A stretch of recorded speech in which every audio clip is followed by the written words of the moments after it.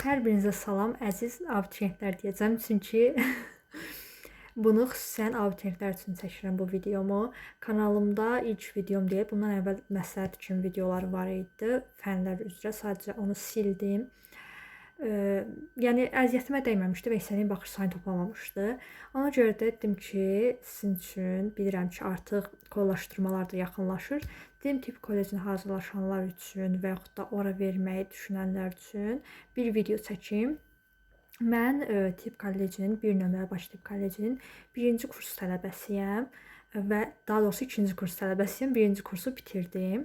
Bəli, 2025 məzunuyam və tək buraxılışdan 219,6 bal toplamaqla tip bacısı işinin dövlət sifarişlisinə qəbul olmuşam.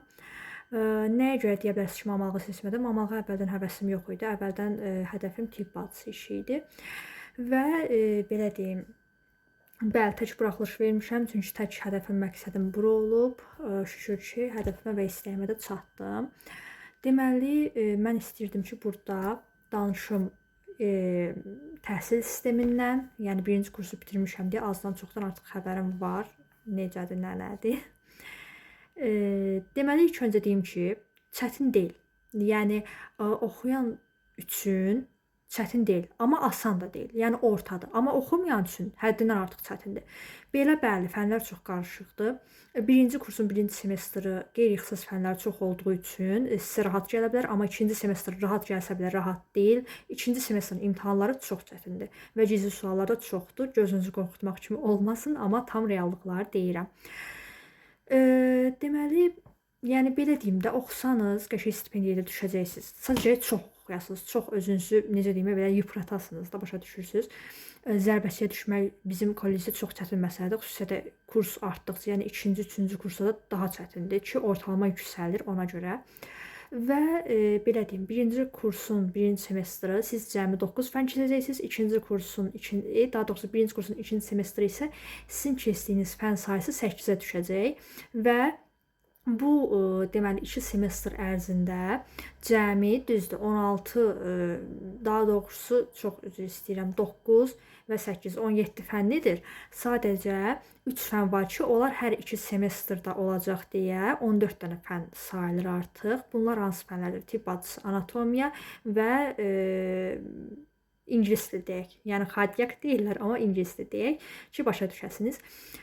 Bunlar 2 semestrdir. Yəni 1-ci kursu bütöv əhatə eləyir.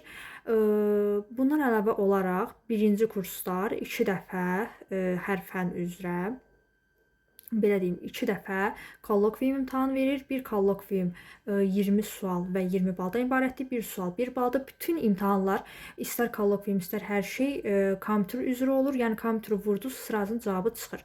Bundan əlavə də olaraq deməli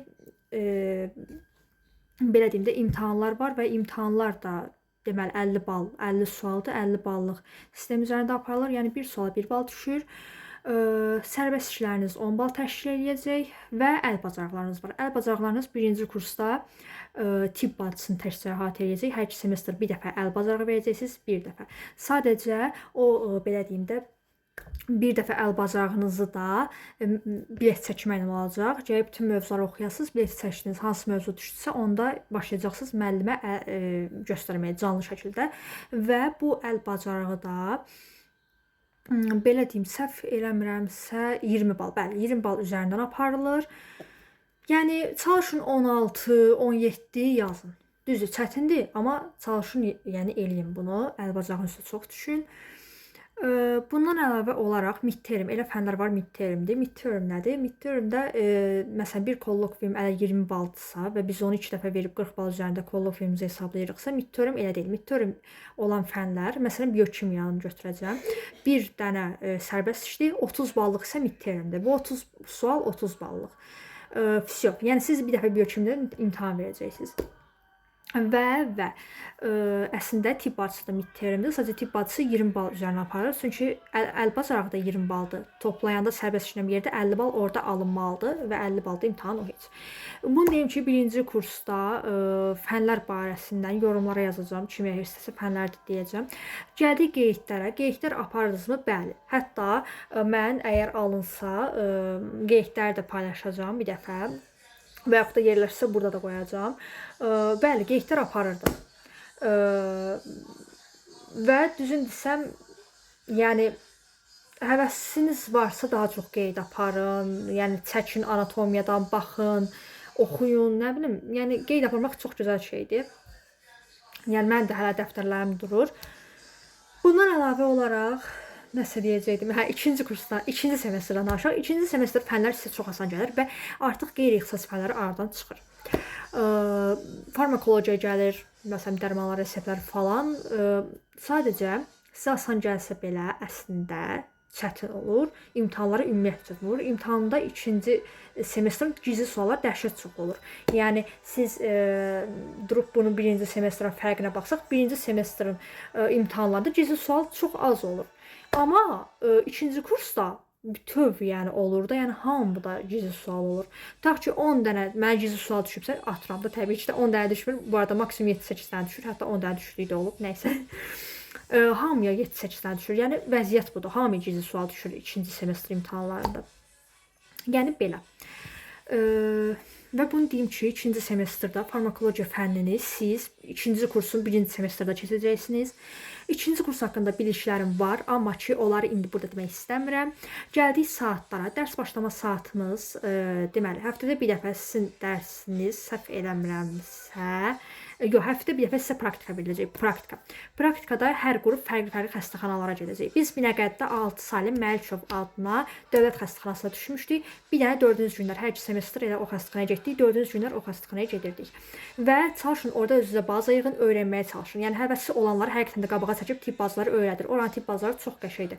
Mən orada son anlarda reanimasiyalarda oldum. Yəni reanimasiyada mən demək olar çox işi görürdüm. Mənə tapşırdılar və mən orada çox xeyli baza yığdım. Yəni sizin üçün çox xeyirdir ora.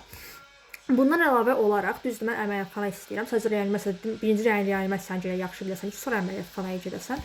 Və bundan əlavə olaraq dərs başlama saatlarını deyirdim. Hə, xəstəxanaya səhər gedəcəksiniz. Kollecdə səhər gedəcəksiniz, dərslər saat 8:30, yəni 9-un yarısında başlayır. 9-un yarısı orada olmalısınız. Xalat, kalpak, hər şey mütləqdir. Yəni kalpaksız dərsdə olmayacaqsınız. Xalat da mütləq və mütləqdir ki, xalat əyninizdə olmalıdır. Kalpak başınızdan çıxarmırsınız, dırnaq uzun olmaz. Mənim dırnaqlarım belədir həmişə, yəni mənə ona görə okeydir. Mən uzun dırnaq saxlamağı sevmirəm. Bundan əlavə də olaraq makiyaj çox abartılı olmaz. Saç həmişə yığılı olmalıdır dərslərdə. Yəni bunlar yəqin ki bilirsiniz.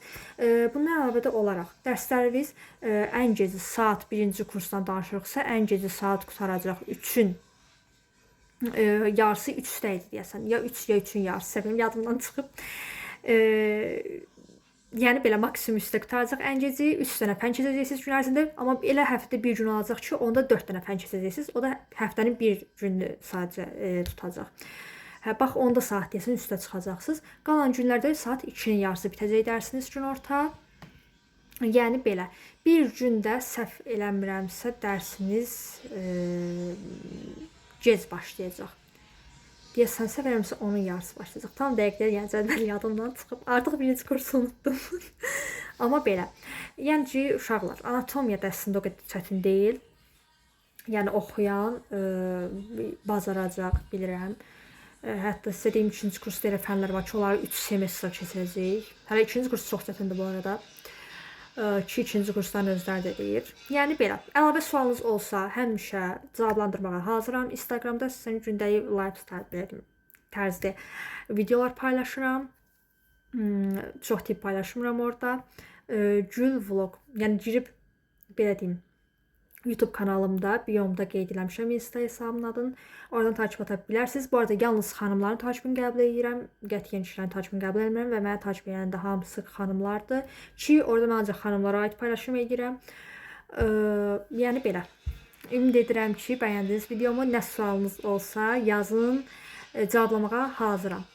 İstəsəniz lap xırda detallara gedərək hər fənn haqqında sizin üçün part 2-sini də çəkərəm. Belə əzizlərim, Bir dənə söz deyəcəm ən axırda. Çalışın tibbə həvəsi olanlar gəlsin. Çünki həvəsi olmayanlar üçün çox çətin olacaq. Həvəsi olanlar, buranın uşaq vaxtını arzulayanlar gəlsin, xahiş edirəm. Və bal fərqi yoxdur, heç kimə qulaq asmayın. Buranı siz oxuyacaqsınız. Yəni qarşınızda məsləhətiniz varsa 250 balınız olsa belə verin, çünki oxumağa dəyər və pul keçmir. Bir nömrəli tibb kollecində pul keçmir qətiyyən. Hər şey çox ədalətlidir, imtahanlar olsun. Yəni mən buranın direktorunu o qədər Nailə xanımı o qədər çox istəyirəm ki, yəni həqiqətən. Artıq effekti tapa bilmədim deyə başqa effektlə davam edirəm. Yarıda kəsildi danışığım. Qızlar, deməli, onu deyəcəkdim ki, yəni oğlanlar da təbii ki də bura vermək istəyənlər kodlaşdırmanızı düzgün şəxs elətdirin. Ümid edirəm ballar aşağı düşəcək, çünki buraxılış çox asan olmuşdu. Bundan əlavə də olaraq, daha doğrusu çox çətin olmuşdu. Bundan əlavə də olaraq ballar məncə çox düşməz. Maksimum 10 bal aşağı düşəcək və 175-də tibb kollecində tibb bacısı işinin pulsu, mamaq da 185 olmalıdır, dəqiq bilmirəm. Pulusu isə 145 plus. Və mən sizə onu deyim ki, illik 1100 manatdır. Təbii ki də abituriyent kimi gəlinir. Əlavə təhsillər haqqında nə yalan deyim, çox məlumatım yoxdur. Hər birinizə uğurlar diləyirəm. İnşallah ki, yaxşı, istədiyiniz ixtisasa düşərsiniz. İndən hər birinizə xoş gəldiniz deyirəm. Və ümid edirəm ki, hər biriniz üçün ən xeyirlisi, ən yaxşısı olar inşallah. Belə. Ümid edirəm bəyəndiniz videomu. Sağ olun, salamat qalın. Bye.